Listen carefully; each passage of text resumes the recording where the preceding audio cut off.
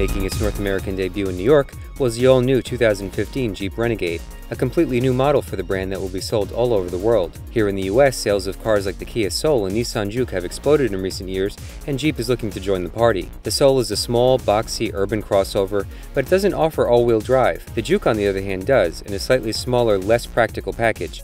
But the formula for their success is very similar: fresh, funky, polarizing designs, low starting prices, and general efficiency.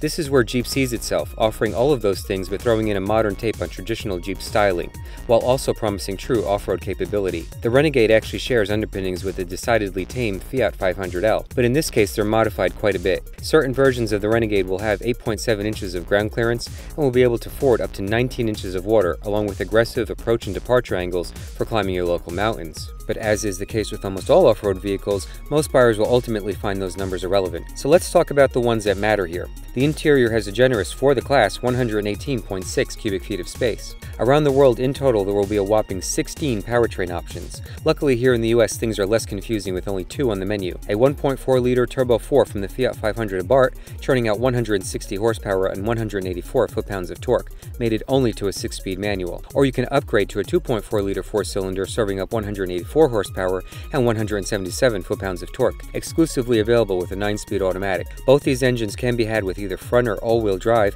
and Jeep promises up to 30 miles per gallon on the highway, putting it right in line with the Soul and Juke. All this will come with a base price of around $20,000. Also vying for your attention is the styling, which Jeep says was inspired by the Wrangler.